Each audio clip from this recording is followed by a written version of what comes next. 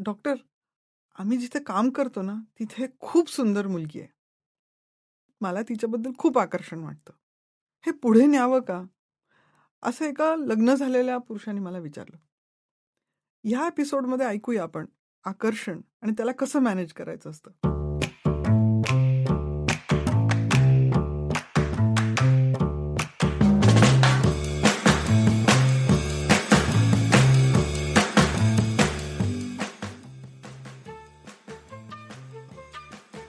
स्त्रियांचं आरोग्य, त्यातून त्यांचं लैंगिक आरोग्य, ह्याच्याबद्दल समाजामध्ये खूप समज आणि गैरसमज आहेत. ह्या गोष्टींबद्दल संवाद साधणं, मनमोकळेपणाने बोलणं आणि चर्चा करणं ही खूप गरज आहे. याच उद्देशाने मी वी फॉर वजायना हा पॉडकास्ट सुरू केलाय. मी डॉक्टर नीलिमा देशपांडे, मी गायनेकोलॉजिस्ट आणि सेक्शुअल मेडिसिन कन्सल्टंट आहे. आज माझ्यासोबत आहेत Niranjan Medhekar, CEO of sounds great. वयाच्या एका ठराविक टप्प्यावर किंवा खरं तर कुठल्याही टप्प्यावर एखाद्याविषयी अचानक ओढ आणि आकर्षण वाटायला लागतं. हे नेमकं कशामुळे होतं? केवळ त्या व्यक्तीच्या दिसण्यामुळे, त्याच्यासोबत रंगणाऱ्या गप्पांमुळे, की आणखी कशानं? अशा वेळी नेमकं काय करायला हवं आणि काय टाळायला हवं याविषयी या एपिसोडमध्ये आपण चर्चा करणार आहोत.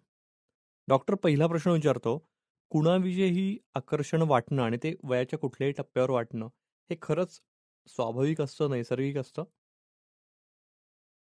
टोटली नॅचरल आहे. कारण काय, अट्रॅक्शन हा फक्त ह्युमन बिईंग्समध्ये नाही तर प्राण्यांमध्ये पण दिसतो. बरं. ॲनिमल सुद्धा अट्रॅक्ट होतात. आता नॅचरली किंवा इव्होल्युशनमध्ये रिप्रोडक्शन आणि जेनेटिक, आपलं जेनेटिक जे मार्क असतं ते पुढे चालवणं हे आपलं नॅचरल इन्स्टिंक्ट आहे. मग जेव्हा आपण वेगवेगळ्या अट्रॅक्शन थिअरीजबद्दल बोलतो किंवा अट्रॅक्शन प्रिन्सिपल्सबद्दल बोलतो, तेव्हा लक्षात येतं की फर्स्ट प्रायमरी कन्सर्न जो ॲनिमल बेस्ड असतो की रिप्रोडक्शनमुळे आपले जीन्स पुढे पाठवले पाहिजेत, तर त्याचं जे कनेक्शन असतं ते फिजिकल असतं अट्रॅक्शन.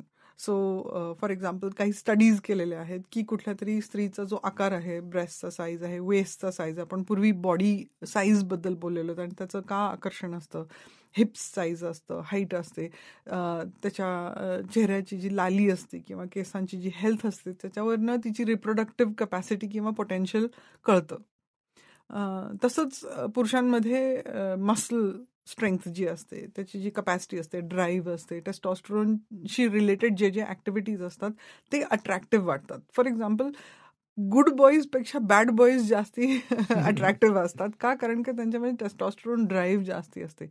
आणि रिप्रोडक्शनच्या दृष्टीने ज्या लोकांमध्ये टेस्टोस्टेरोनची ड्राईव्ह जास्ती असते त्यांचं पॉसिबिलिटी जास्ती असते की ते खूप सगळ्या फिमेल्समध्ये इम्प्रेग्नेट करून त्यांचं जेनेटिक पूल वाढवेल किंवा त्यांची सर्वायवेबिलिटी जास्ती असते. सो सर्वायवल ऑफ द फिटेस्टच्या थिअरीखाली जो मेल असतो, टेस्टोस्टेरोन ड्रिव्हन असतो, स्ट्रॉंग असतो आणि त्याची सर्वायवलची शक्यता जास्त असते कुठल्याही ॲडव्हर्सिटीमध्ये, तो जास्त आकर्षक वाटतो आपल्याला, अट्रॅक्टिव्ह वाटतो. आजच्या सोशल कॉन्टेक्स्टमध्ये जर म्हणलं तर माझी अशी थिअरी आहे की 4 गोष्टी फुलफिल व्हाव्या लागतात. नंबर 1, असोसिएशन, म्हणजे तुम्ही किती वेळ कोणातऱ्याच्या कंपनीमध्ये राहतात. मग सेकंड असते की किती जवळ असतात तुम्ही, प्रॉक्सिमिटी. मग त्याच्यामध्ये येतं की तुम्ही एकमेकांसोबत किती वेळ घालवता त्या प्रॉक्सिमिटीमध्ये, कुठल्या कुठल्या विषयांबद्दल बोलत असता, ते तुमच्या आवडीचे आहेत का नाही आहेत. मग येतं की तुम्ही, तो जो व्यक्ती आहे तो अवेलेबल आहे का नाही आहे तुमच्यासाठी. सो त्या व्यक्तीच्या इंडिकेटर्सवरनं कळतं की ते अवेलेबल आहेत का नाही आहेत. ते तुमच्या ॲडव्हान्सेसला पॉझिटिव्ह रिस्पॉन्स देतात का निगेटिव्ह रिस्पॉन्स देतात. आणि आजच्या कॉन्टेक्स्टमध्ये हे खूप कन्फ्युजिंग होतं, कारण काय, फ्लर्टिंग किंवा अप्रोचेबिलिटी ही इतकी वाढली आहे ओव्हरक्राउडिंगमुळे, मोबिलिटीमुळे, फोन्समुळे, कॉमन वर्किंग एरिया स्त्रियांच्या आणि पुरुषांच्या असल्यामुळे ही जी अवेलेबिलिटीची जो कॉन्सेप्ट आहे हा खूप वाढला आहे रिसेंट टाइम्समध्ये. आणि ऑफकोर्स एक असते ऑपॉर्च्युनिटी, म्हणजे जरी कोणी अवेलेबल असलं, खूप क्लोज असलं, इंटिमेसी असली, खूप सगळ्या टॉपिक्समध्ये आपण असलो, पण ॲक्च्युअली सेक्शुअल ॲक्टिव्हिटीसाठी किंवा सेक्शुअल ॲक्टिव्हिटी प्रोग्रेस करण्यासाठी ऑपॉर्च्युनिटीज नसल्या तर ते रिलेशनशिप कुठे जात नाही. सो अट्रॅक्शन आणि त्याचं जे एंड रिझल्ट आहे, ह्या 2 गोष्टी असतात. जे फिलिंग ऑफ अट्रॅक्शन जे आहे ते कोणाही बद्दल असू शकतं. आणि टू बी फ्लिपंट, म्हणजे अगदी जोक करायचं म्हणलं तर साधे मी चालत आहे, मला तर कुत्री खूप आवडतात. मी रस्त्यावरती चालत असले तर मला एखादं खूप सुंदर कुत्रं दिसलं तरी मला वाटतं, "हा किती सुंदर कुत्रं आहे." So your feeling of attraction काय फक्त स्त्री किंवा पुरुष किंवा सेक्शुअल ऑब्जेक्टशीच असतं असं नाही. तुम्ही कोणाकडेही बघून, कशाकडेही बघून अट्रॅक्ट होऊ शकता. त्याच्या शेपकडे, अपिअरन्सकडे, त्याच्या सिमेट्रीकडे. सिमेट्री ही खूप महत्त्वाची गोष्ट ठरते अट्रॅक्शनसाठी. त्याच्या हेल्थकडे. सो फॉर एक्झाम्पल आपल्या मनामध्ये कॉन्ट्रास्ट ह्या गोष्टीला खूप इम्पॉर्टन्स होतं. सो इधर खूप छान दिसणारी किंवा खूप कुरूप दिसणारी. मधले जे ॲव्हरेज असतात ते आपल्या लक्षात पण येत नाहीत.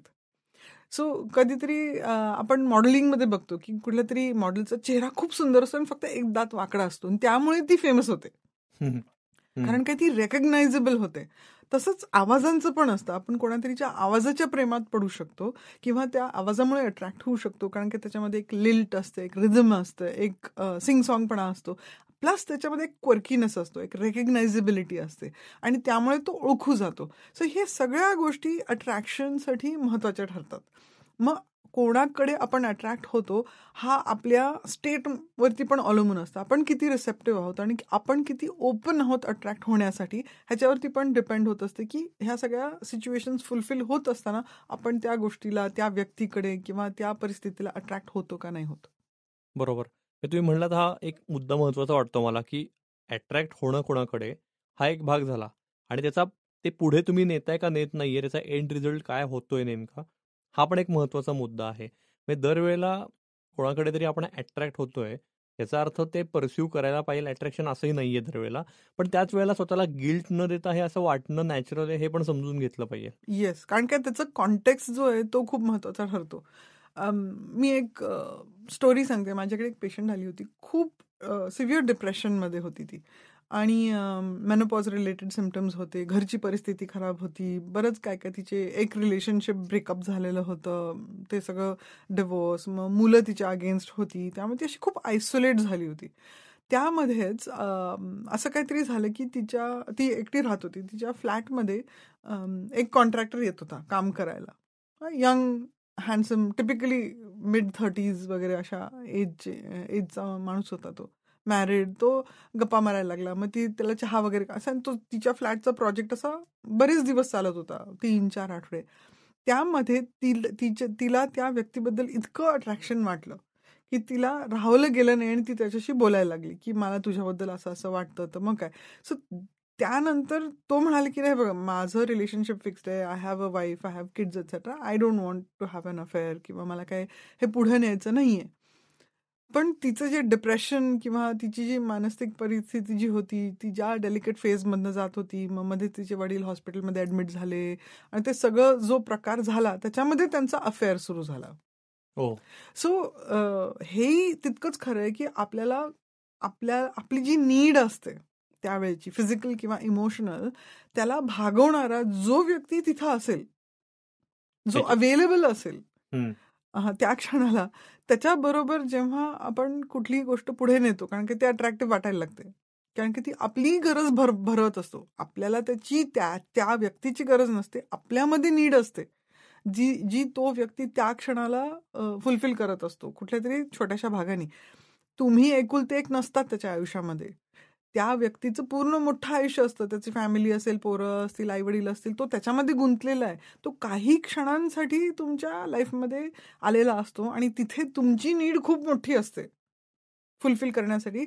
तो ती नीड भागवतो आणि अनफॉर्च्युनेटली काय होतं की ती व्यक्ती इतकी अटॅच होऊन जाते, ती ही बाई त्या व्यक्तीला इतकी अटॅच झाली की जेव्हा तो पुढच्या प्रोजेक्टवरती शिफ्ट झाला आणि तिचं काम झालं, ती कायम तिच्या फ्लॅटमध्ये काहीतरी उद्योग काढत राहिली की म्हणजे तो परत येईल. शी कुडंट मूव्ह ऑन. तर हे लक्षात घेणं आहे की अट्रॅक्शन आणि एक सेक्शुअल एन्काउंटरचा अर्थ रिलेशनशिप होत नाही. बरोबर.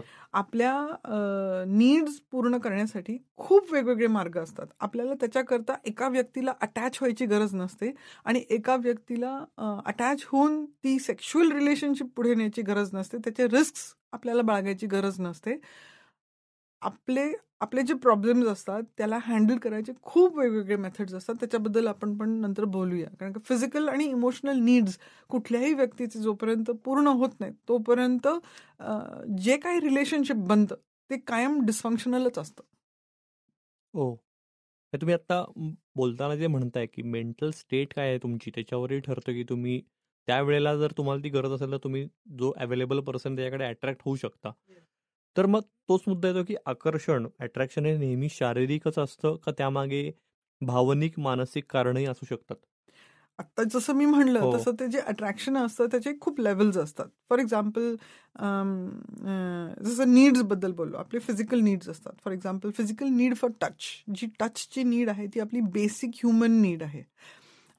वेगवेगळ्या रिसर्च प्रोजेक्ट्समध्ये आपण बघितलेलं आहे की ज्या व्यक्तींना टचपासनं वंचित ठेवलं जातं, ज्या बाळांना टचपासनं वंचित ठेवलं, ज्या मुलांना हग्स कमी मिळतात. फॉर एक्झाम्पल बॉईजना खूप कमी टचचा एक्सपिरियन्स मिळतो कम्पेअर्ड टू गर्ल्स. सो त्यांचं जी इमोशनल नीड आहे टचची, ग्रूमिंगची किंवा सिम्पल नॉन सेक्शुअल टचची, ती फुलफिल होत नाही. जेव्हा ती होत नाही आपल्या शरीरामध्ये जी एन्डॉर्फिन्स रिलीज व्हायला पाहिजे, जे क्वायटनेस यायला पाहिजे, जी आपली फिअर बेस्ड सायकॉलॉजी पीस आणि काममध्ये यायला पाहिजे, ती इझिली होत नसते. मग आपले काही इमोशनल नीड्स असतात, म्हणजे रिस्पेक्ट आहे, सिग्निफिकन्स आहे, काही सर्टन्टीसाठी नीड आहे, ग्रोथसाठी, ऑपॉर्च्युनिटीसाठी आहे. ती जेव्हा भेटली जात नाही तर त्या लॅक्युने, त्या भोकांना फुलफिल करायला जिथे जिथे आपल्याला जे जे भेटेल त्याच्याकडे आपण अट्रॅक्ट होतो. So it is not necessary की व्यक्तीच असेल. आपण काही वर्क सिच्युएशन्सला, काही प्रोजेक्ट्सना, काही ॲनिमल्सना, काही सिच्युएशन्सना, इवन आपल्याकडे काम करणारे जे लोक असतात, आपण काही लोकांना का चूज करतो? ओव्हर अँड अबव्ह दोघांचे एकसारखे क्वालिफिकेशन्स असते तरी आपण एकाला जास्त चूज करतो. तर ती त्या व्यक्तीचे नेहमीच क्वालिटीज असतील नाही. आपल्याला स्वतःकडे बघायची अबिलिटी, सेल्फ अवेअरनेस डेव्हलप करायला लागतं की आपली काय नीड आहे की आपल्याला आपण अशी व्यक्ती चूज केली. फॉर एक्झाम्पल मी अगदी सिम्पल एक गोष्ट सांगते. माझ्याकडे एक डॉगी होती 2-3 वर्षापूर्वी. तर ती खूप चावायला लागली. म्हणजे तिला अडॉप्ट करतानाच ती खूप चावरी होती. मग मला माझी जी थेरपिस्ट होती ती मला म्हणाली की पण डॉक्टर तुम्हाला अशा चावणाऱ्या कुत्रीची गरज का पडली? म्हणजे त्यावेळेला ती पण डिसेबल्ड होती डॉग. मला असं वाटायचं की हां, तिला आपण खूप केअर केलं, लुक आफ्टर केलं तर ती सुधारेल. 6, 7, 8 महिने खूप प्रयत्न केला. पण तिच्यामुळे जे होणारे जे लाईफमध्ये माझं जे लाईफ डिस्टर्ब झालं तिच्यामुळे, ते इतकं सिग्निफिकंट होतं की तरी मी तिला सोडायला तयार नव्हते. मग असं आपण ह्युमन रिलेशनशिप्समध्ये पण बघतो की खूप रिलेशनशिप्स असे असतात जे डिस्फंक्शनल असतात, जिथे व्हायलन्स असतं, मॅनिप्युलेशन असतं, तरी लोक त्याच्यातनं बाहेर पडत नाही. मग असा विचार करायला लागतो की तुम्हाला अशा अब्युझिव्ह रिलेशनशिपची गरज का आहे? तुम्ही का स्वतःला बांधून घेताय अशा रिलेशनशिपमध्ये ज्याच्यामध्ये तुम्हाला एका पद्धतीने किंवा दुसऱ्या पद्धतीने वागवलं जातं किंवा तुम्हाला वागायला भाग पडतं. मग तिथे आपले जे नीड्स आहेत त्याच्याकडे लक्ष देणं गरजेचं असतं. मग दुसरा भाग येतो हॉर्मोन्सचा. जसं आपण एक एपिसोड केला आहे मेनोपॉज रिलेटेड, जेव्हा डिझायर वाढतं, रिलेटिव्ह एक्सेस असतं अँड्रोजन्सचं, किंवा त्यावेळेला आपली जी नीड असते, फॉर एक्झाम्पल पॉझिटिव्ह किंवा अपलिफ्टिंग हॉर्मोन्सची आपल्या ब्रेनमध्ये एन्डॉर्फिन्सची गरज असते. आपण दुसऱ्या कुठल्या मेथडनी त्याला भागवत नसलो तर रिलेशनशिपमध्ये किंवा कुठल्या दुसऱ्या व्यक्तीबरोबर एंगेज केल्यामुळे ती जी ब्रेन ॲक्टिव्हिटी असते ती बूस्ट होते आणि म्हणून आपण जास्त त्या गोष्टींना रिपीट करायला बघतो. आणि ऑफकोर्स सिच्युएशनल, म्हणजे सोसायटल किंवा कल्चरल ॲक्सेप्टन्स असलेल्या गोष्टींना पण आपण जास्त अट्रॅक्ट होतो. का? आपण बेसिकली इव्होल्युशनमध्ये आपण ट्राईबमध्ये राहणारे लोक आहोत. आपण कुठल्या कारणामुळे जर ट्राईबमधनं एक्सपेल झालो तर आपलं मरण निश्चित असतं. फॉर एक्झाम्पल हे एक कारण राहतं की आपण सोशल नॉर्म्सला इतक्या स्ट्रॉंगली का अटॅच्ड असतो, भीतीपोटी असतो. अच्छा, काहीतरी चुकीचं नको करायला, हां बरं का, नाही तर ते लोक काय म्हणतील, लोक काय म्हणतील ही गोष्ट म्हणजे डेकेड काय सेंचुरीज लॉंग आहे की लोक काय म्हणतील ह्या भीतीने आपण काहीतरी करतो किंवा काहीतरी करत नाही. तर लोकांचं महत्व का असतं की बिलॉंगिंग, सेन्स ऑफ बिलॉंगिंग आणि ॲक्सेप्टन्स इतकं स्ट्रॉंग असतं की ते लूज करायची जी फिअर असते ती आपण नवीन काहीतरी करण्यासाठी जे काय धडपड करतो त्याच्यापेक्षा जास्त ती इम्पॉर्टंट होऊन बसते. की असं नको काही करायला की लोक आपल्याला बाहेर काढतील. कारण काय ट्राईबमधनं बाहेर पडणं म्हणजे मरण निश्चित आहे. युजली कसं आपण स्टोरीजमध्ये मायथॉलॉजी माहिती कफन बांध के निकले है वगैरे असं ना, तर जेव्हा त्या व्यक्तीला माहिती असते की आपण मरणाला तोंड गेलो तरी सुद्धा चालेल, तरच ते काहीतरी नवीन करतात. तरच ते काहीतरी घर सोडणं किंवा तरच काहीतरी सेफ्टी सोडणं किंवा अशा गोष्टी करायला ते मोटिवेट होतात. मी खूप लहानपणी एक पुस्तक वाचलं होतं. रिचर्ड बाख एक ऑथर आहे, त्यांनी जॉनथन लिव्हिंगस्टन सीगल म्हणून एक खूप महत्वाचं पुस्तक लिहिलं होतं. तसंच एक त्याचं अजून एक पुस्तक आहे, रनिंग फ्रॉम सेफ्टी म्हणून. बरं. सो ते पण एक सेमिनल पुस्तक आहे की आपण ज्या गोष्टीला घाबरतो त्याच्यापासून दूर जाण्याचं जे करेज असतं ते आपल्याला काय काय काय काय घडवून देऊ शकतं, काय काय आपले जे हिडन पोटेन्शियल असतं ते आपल्याला एक्सप्लोर करायला मिळतं. सो अफेअर्स आणि अट्रॅक्शन आणि सायकोलॉजिकल लिनिंग जे असतं ना ते ह्याच्याशी टेम्पर्ड असतं, भीतीशी. आपल्याला अट्रॅक्शन खूप लोकांचं वाटतं, खूप गोष्टींचं वाटतं, पण प्रत्येक गोष्ट करत नाही कारण की आपल्याला एक फिअर असते ती आपल्याला थांबवत असते. ह्याचा अर्थ आहे की आपल्याकडे काहीतरी सेल्फ कमांड म्हणून एक गोष्ट आहे ह्युमन बिईंग्सकडे की जी आपण एक्सरसाइज करू शकतो, आपलं डिसिजन घेऊ शकतो अवेअरनेसनी की हा जो मार्ग आहे, मला काही का फिलिंग्ज असो ना, हा मार्ग मला पाहिजे का नकोय. आणि ते कसं डिसाईड होतं, आपले लाईफ गोल्स काय आहेत, आपण पूर्वी बोलूयात आपले व्हॅल्यूज काय आहेत, आपलं लाईफ कुठे आपल्याला घेऊन जायचं, आपलं पोटेन्शियल कुठे आहे, हे आपण PQच्या एक्सरसाइज पॉझिटिव्ह इंटेलिजन्समध्ये एक्सप्लोर केलेलं असतं. जेव्हा आपण आपल्या लाईफ गोल्सबद्दल, आपल्या लाईफ प्रायोरिटीजबद्दल, व्हॅल्यूजबद्दल क्लिअर असतो, तेव्हा आपले फिलिंग्स काय असतात त्याच्यावरती आपण वागत नाही. आपण आपल्या लाईफ गोल्सच्या डायरेक्शनमध्ये जे आपल्याला सपोर्ट करत असते त्या गोष्टीला आपण प्रोत्साहन देतो आणि इतर गोष्टी आपण सोडून देतो. खूपच मॅडम छान आणि डिटेलमध्ये एक्सप्लेन केलं तुम्ही आणि अनेक मुद्दे क्लिअर होत आहेत या एपिसोडमध्ये आणि या एपिसोडचं महत्त्व का आहे ते जाणवतंय. म्हणजे तयारी करताना मला वाटलं नव्हतं, पण हा इतका डीप रूटेड टॉपिक आहे हे उलगडत आहे. म्हणजे तयारी करताना यात 2 टर्मिनॉलॉजीज माझ्या पाहण्यात आल्या, फेरोमोन्स आणि जेनेटिक्सचा रोल अट्रॅक्शनमध्ये, की कोणाबद्दल आपण अट्रॅक्ट होतो किंवा कोणाविषयी वाटतंय आकर्षण. तर याबद्दल सांगाल थोडं? हा कॉम्प्लिकेटेड इश्यू आहे. मेनली का, कारण की आपली आजची सोसायटी आहे ते आपण इतकं फेरोमोन्सला मास्क करून ठेवलंय वेगवेगळ्या वेजनी. फेरोमोन्सचे स्टडीजच डिफिकल्ट झाले. पण फेरोमोन्स म्हणजे प्रत्येकाला एक जो नॅचरल काय म्हणतात त्याला वास असतो हो, प्रत्येक आपले जे माणसाला. हॉर्मोन्स असतात, फॉर एक्झाम्पल आपली बॉडी असते, काही बहुतेक लोकांना हॉर्मोन्स बद्दल काय माहिती की काही ग्रंथी असतात आणि त्याच्यामधनं हॉर्मोन्स सिक्रीट होतात. मी जर म्हणले की तुम्ही वॉकिंग टॉकिंग हॉर्मोन बँक आहात, म्हणजे प्रत्येक तुमची सेल आहे ती हॉर्मोन्स प्रोड्यूस करत असते आणि रिस्पॉन्ड करत असते. मेडिकल फील्डमध्ये काहीच आपण डिस्कवर केलेत आणि दर महिन्याला दरवर्षी हजारो असे नवीन हॉर्मोन्स आपण डिस्कवर करतो. म्हणजे साधं फॅट म्हणजे चरबी, ह्याच्यामध्ये किती हॉर्मोनल फंक्शन्स आहे ते अजून डिस्कवरच करतोय आपण. सो फेरोमोन्स हे स्पेसिफिक हॉर्मोन्स आहेत जे प्रत्येक व्यक्तीचं एक सिग्नेचर, जसं आपलं फिंगरप्रिंट असतं तसे आपले फेरोमोन्स आपलं सिग्नेचर असतं.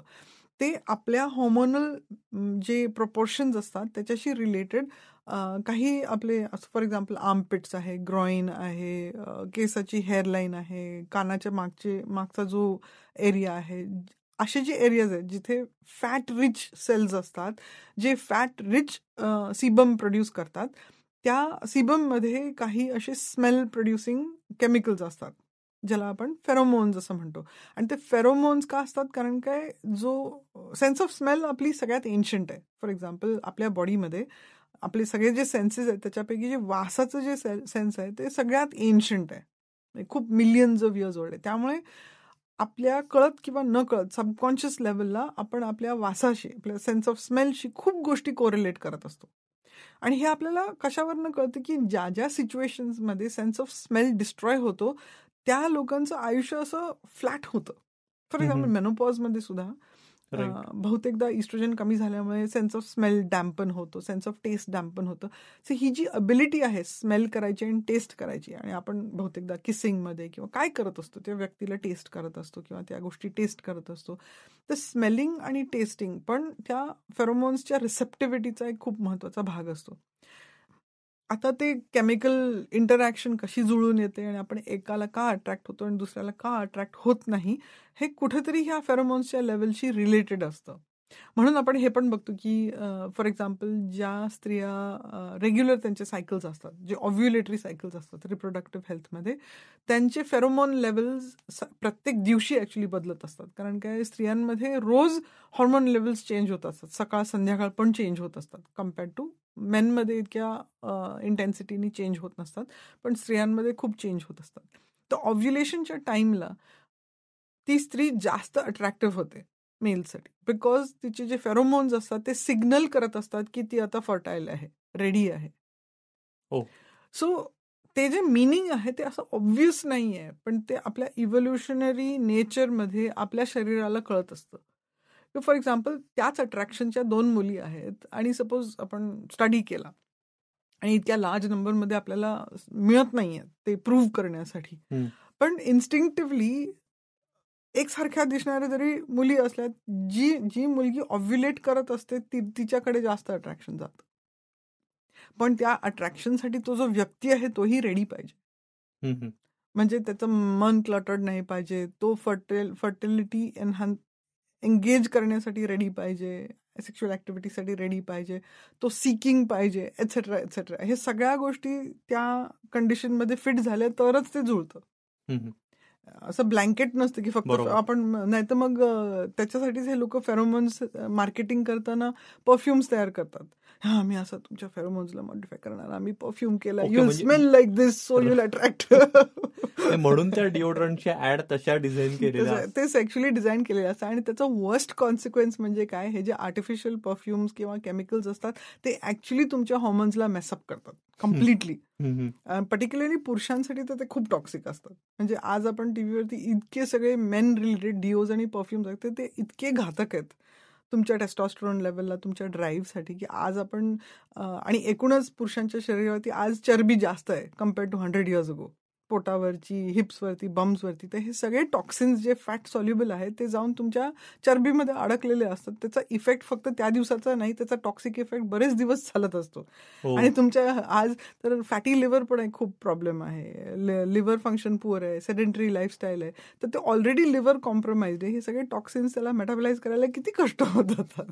त्यामुळे डिओ हा प्रकार इज कम्प्लिटली लाईक इतका अँटी इव्होल्युशनरी हा कॉन्सेप्ट कोणी शोधून काढला आणि त्याला विकायला ते सेक्स यूज करतात.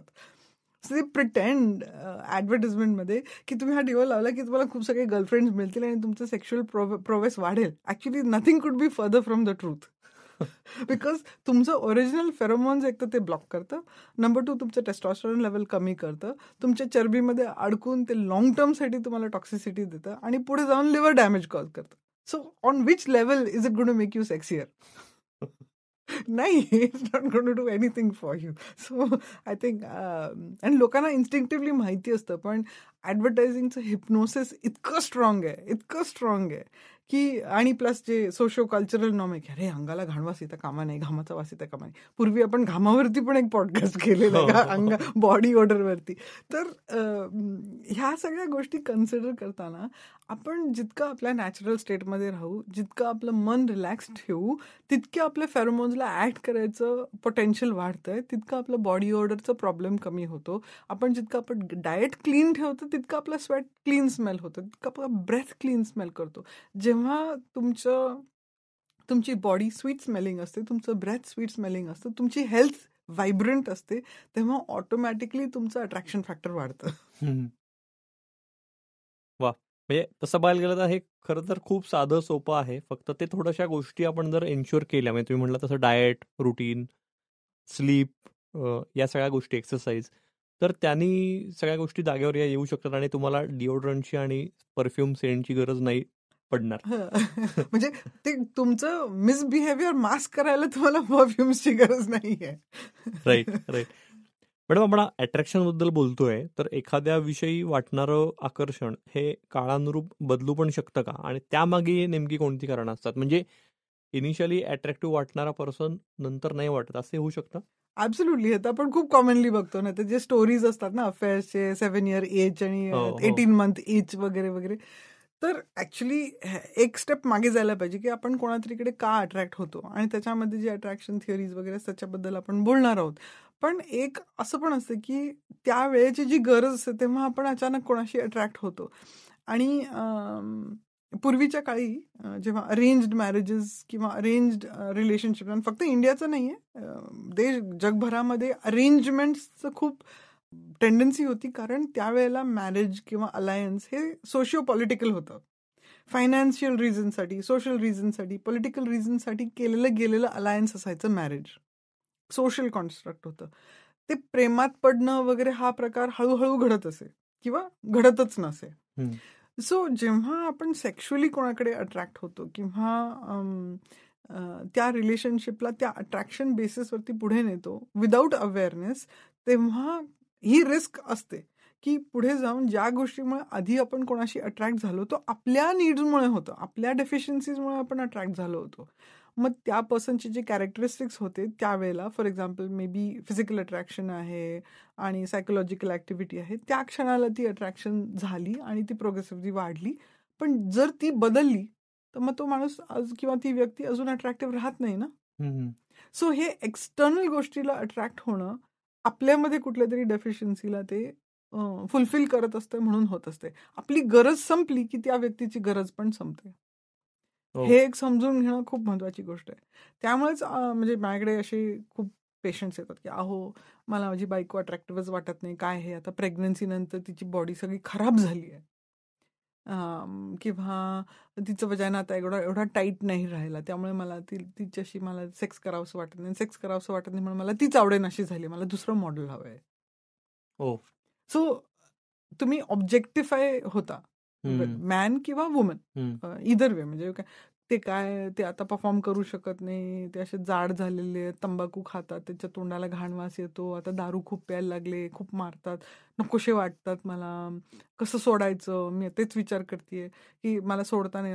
आणि आपल्या सोसायटी एक इम्बॅलन्स आहे, म्हणजे पुरुषांना बायका जितक्या इझिली टाकता येतात तितक्या इझिली बायका मूव्ह ऑन होत नाहीत. आणि हे आपण अजून मेल आणि फिमेल रिलेशनशिप्स बद्दल बोलतोय. जे अदर रिलेशनशिप्स आहेत LGBTQ, त्यांना तर अजून कठीण जात असतं, कारण की ऑलरेडी सोसायटीमध्ये ते इतके इझिली अब्झॉर्ब होत नसतं. सो हे जेव्हा हे बायो सायको सोशिओ कल्चरल जेव्हा फॅक्टर्स आपण बघतो, कुठल्याही पर्सनकडे बघायचे दृष्टिकोन त्याच्याशी इन्फ्लुएन्स होत असतो, मग अट्रॅक्शन लूज करणं पण तितकंच इझी असतं. आपण कंडिशन करू शकतो.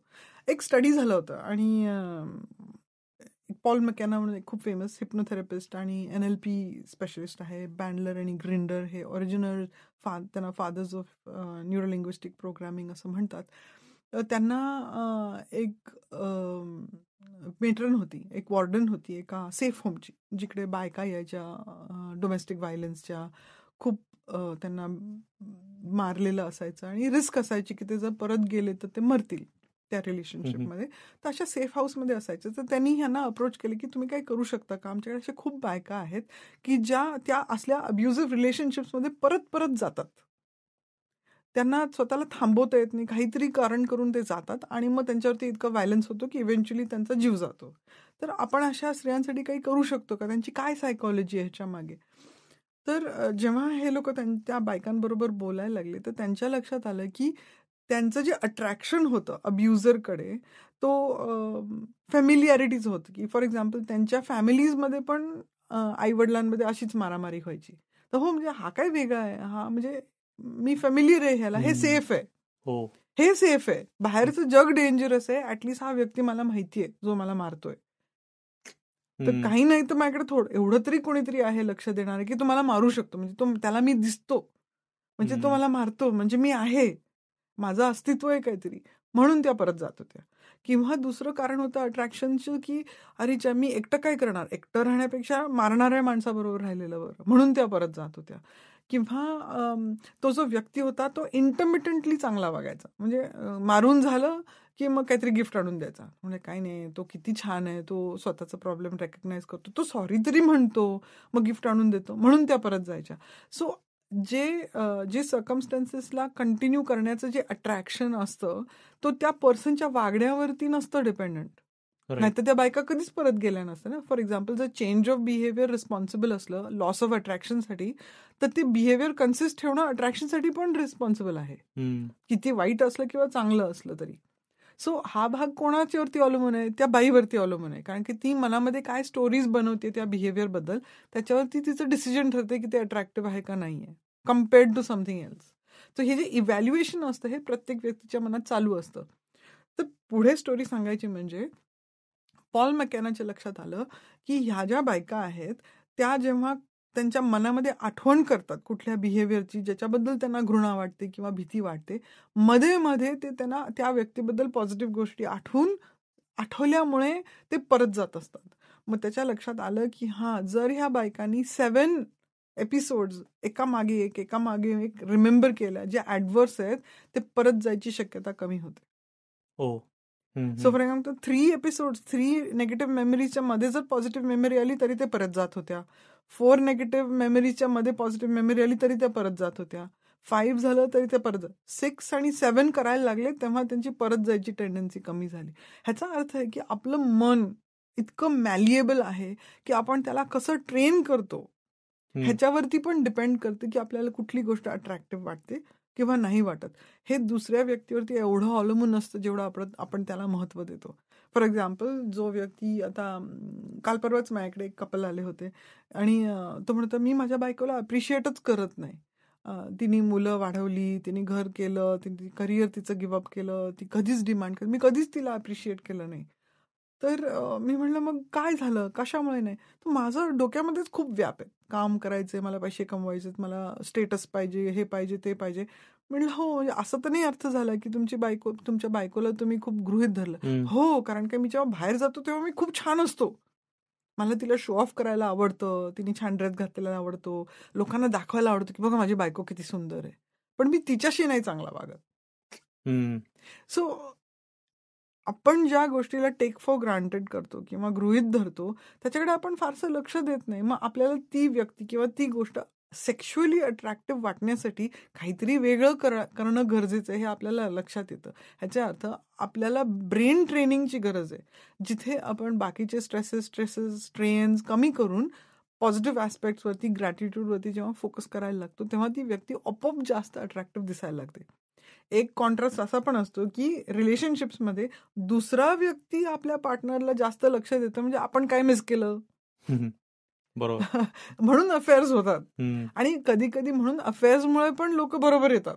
असे पण माझ्याकडे केसेस आहेत की हो माझी बायको, तो जो व्यक्ती आहे ना त्याने माझ्या बायकोला एवढं किती सुंदर बायको आहे असं तो जोपर्यंत बोलायला लागला नाही तोपर्यंत माझ्या बायकोकडे मी बघितलंच नाही की किती आकर्षक म्हणजे किती अट्रॅक्टिव्ह आहे ती. मी तिच्या डोळ्यात डोळे कधी इतकी वर्ष घालूनच बघितले नव्हते की तिच्या डोळ्यांच्या पुबुळांचा रंग काय आहे.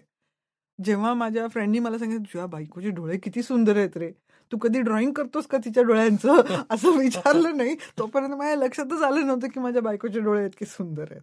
सो हा पण एक फॅक्टर आहे की दुसरं कोणीतरी आपल्या गोष्टीला अप्रिशिएट करतंय, मग नवीन पद्धतीने आपण त्या गोष्टीकडे बघायला लागतो तर आपलं अट्रॅक्शन चेंज होऊ शकतं.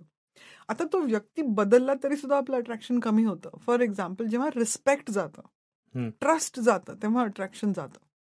तर एस्थर पेरेलचे बरेचसे ज्या बुक आहे मेटिंग इन कॅप्टिव्हिटी किंवा आपण जे बाकी सायकॉलॉजिस्टचं काम बघतो तेव्हा आपल्याला लक्षात, एस्पेशली जॉन अँड जुली गॉटमनचं, रिस्पेक्ट हा खूप मोठा फाउंडेशन आहे रिलेशनशिपमध्ये. तुमचं जे इनिशियल अट्रॅक्शन मेंटेन करायचं असतं लॉंग टर्म, तर विदाऊट रिस्पेक्ट आणि ट्रस्ट ते होऊ शकत नाही. रिस्पेक्ट, ट्रस्ट, पॉवर बॅलन्स ह्या 3 गोष्टी इतक्या महत्त्वाच्या आहेत कुठल्याही लॉंग टर्म रिलेशनशिपमध्ये. लॉंग टर्म रिलेशनशिपमध्ये अट्रॅक्शन टिकवण्यासाठी फक्त तुम्ही एक्सरसाइज करणं किंवा सेक्सी राहणं किंवा सेक्सी कपडे घालणं किंवा लिपस्टिक वापरणं किंवा कपडे छान छान ठेवणं इतकंच नाही आहे. पण तुम्ही एकमेकांना कुठल्या गोष्टीसाठी रिस्पेक्ट करता, तुम्ही एकमेकांना ट्रस्ट करता का, की डिफिकल्टीजमध्ये तुम्ही दुसऱ्या कुठल्याही व्यक्तीला न पहिला विचार दुसऱ्या कोणाचा न करता आपल्या पार्टनरचा विचार करता का, तुम्ही त्यांना इम्प्लिसिटली ट्रस्ट करता. आणि बहुतेक वेळा आपण बघतो की कपल्समध्ये फूट कशामुळे पडते, सिम्पल गोष्टींमुळे असते.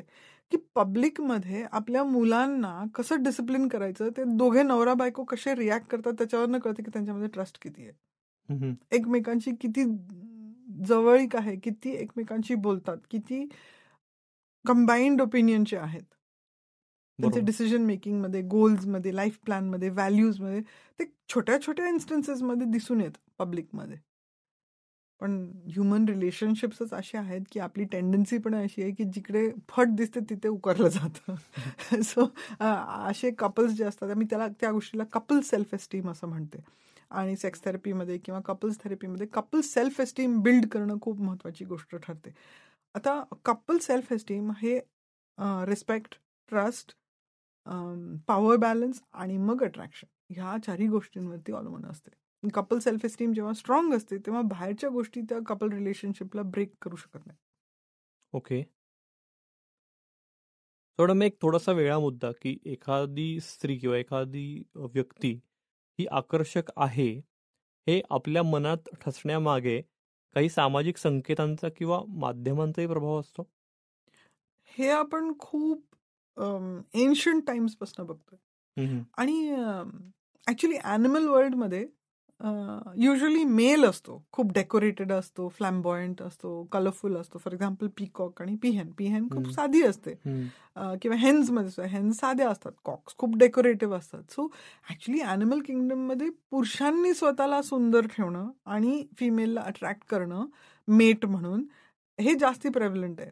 अनफॉर्च्युनेटली ह्युमन ह्याच्यामध्ये पेट्रियार्कल सोसायटल नॉर्म्स आहेत किंवा ॲडव्हर्टायझिंग आहे, इमेज प्रोडक्शन आहे, सोशल मीडिया आहे, न्यूज आहे, या सगळ्या गोष्टींमुळे फिमेल्सचं जे चॉईस करायचं जे महत्व आहे ते डायल्यूट झालंय. पूर्वीच्या काळी आपल्या मायथॉलॉजीमध्ये स्वयंवरचं हे होतं की जी स्त्री होती ती पुरुषांमध्ये चूज करायची आणि त्यावेळेला पुरुष त्यांचे अबिलिटीज डेमॉन्स्ट्रेट करायचे आणि मग ती चूज करायची. हल्ली तसं होत नाही. हल्ली त्या स्त्रीला तिचं वर्थ प्रूव्ह करायला लागतं. म्हणजे त्या बेंड इट लाईक बेकम नावाचा सिनेमा जर तुम्हाला आठवत असला तर ती can you make round round rotis, if you cannot make round round rotis your mother in law will not value you. So तुम्हाला गोल चपाती लाटता येते का नाही, तुम्हाला भाजी नीट करता येते की नाही, तुम्हाला पुरणपोळी बनवता येत की नाही, तुमची चाल कशी आहे, सरळ चालते ना, ह्या गोष्टींवरती तुमची व्हॅल्यू ठरते ॲज अ वाईफ. मग तुम्ही डॉक्टर असा नाही तर PhD असा, तुम्हाला ह्या गोष्टी येत नाहीत मग तुम्हाला लग्न होणार नाही, असलं काहीतरी अशी अपेक्षा लादली जाते. सो मग हे काय आहे, हे सोशिओ कल्चरल नॉर्म्स आहेत सुटेबिलिटीचे. मग जे व्हॅल्यूज आपण प्लेस करतो कुठल्या व्यक्तीवरती, त्याचे अट्रॅक्शन, फॉर एक्झाम्पल गोरा रंग, आपल्याकडे ते ॲडव्हर्टायझिंग आणि क्रीम्स आणि ह्याच्यावर ते हळूहळू कमी दिसतंय आज आपल्या टीव्हीवरती. कारण की रंगावरनं कोणाच्या अगेन्स्ट डिस्क्रिमिनेट करणं किती सुपरफिशियल आहे आणि किती खोकलं आहे हे आपल्याला कळतं. टेलिव्हिजन सिरियल पण येऊन गेली काळ्या रंगावरनं. मग आकार, तुमची उंची, मॅट्रिमोनियल चॅनल्सचं फक्त आपल्याला डिस्क्रिप्शन वाचलं की कळतं, अजूनही ते प्रेज्युडिस गेलेलं नाहीये.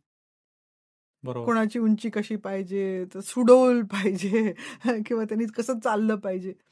आपण जेव्हा इव्होल्युशनच्या दृष्टीने बॉडी शेप वगैरेचा विचार करतो तर आपल्याला लक्षात येते की तसं का आहे.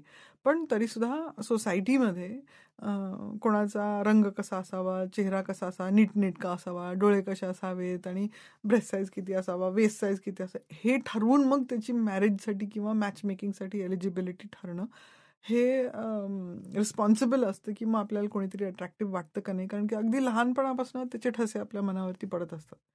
TV आहे, आता तर सोशल फोन हातात असल्यामुळे त्याच्यामध्ये आपण ब्युटिफुल बॉडीज म्हणून सिरियल आहे, how to look good naked म्हणून सिरीज आहेत, कितीतरी टेलिव्हिजन प्रोग्राम्स, लाईव्ह असे प्रोग्राम्स आहेत जे ह्युमन बॉडीला ऑब्जेक्टिफाय करतात, आयडोलाइज करतात आणि त्याचे जे नॉर्म्स असतात ते आपल्या मनावरती ठसवायचा प्रयत्न करतात की अशी अशी सुंदर असते किंवा अशी अशी नसते. आणि मग त्याच्यावरती मग आपलं अट्रॅक्शन होणं किंवा न होणं हे ठरत असतं. ते ॲब्सोल्यूट नसतं.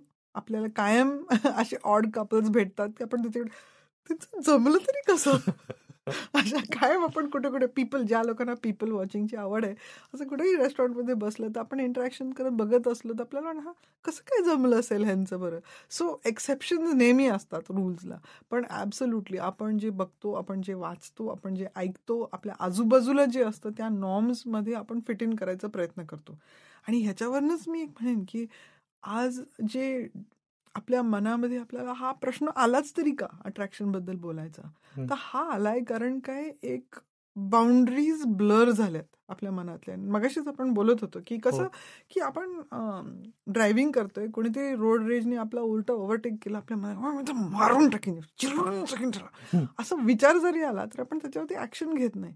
मग मनामध्ये कोणातरी बद्दल अट्रॅक्शन वाटलं किंवा सेक्स करायचं वाटलं तर आपण त्याच्यावरती ऍक्शन घ्यायला पाहिजे अशी शंका तरी का येते? ती येते कारण काय आज जे मीडिया आहे त्याच्यामध्ये हे बाउंड्रीज डायल्यूट झालेत. राईट. खूप डायल्यूट झालेत. आजकालच्या टेलिव्हिजन सिरियल्समध्ये 4-4 बायका असतात, 2-2 अफेअर्स असतात, कोण कोणाचं काय मूल कोणाचं आहे काय माहिती नसतंय, पहिली बायको दुसरी, हे सगळं असं मेन स्ट्रीम झालेलं आहे. सो जो ॲव्हरेज माणूस असतो तो कन्फ्यूज होतो कारण की ऍक्च्युली सोसायटीमध्ये रेअर आहे, पण ते टीव्ही मधनं घरात आल्यामुळे वाटतं की काही शेजारीच चालू आहे सगळं. म्हणजे असं झाल्यामुळे वाटतं की हा प्रत्येक मनातला जो विचार आहे त्याच्यावरती काहीतरी केलं पाहिजे. म्हणजे आपण रोज बघतो टीव्हीमध्ये, म्हणजे हे खरं असणार, हे ऑब्व्हियस असणार, हे करायला पाहिजे.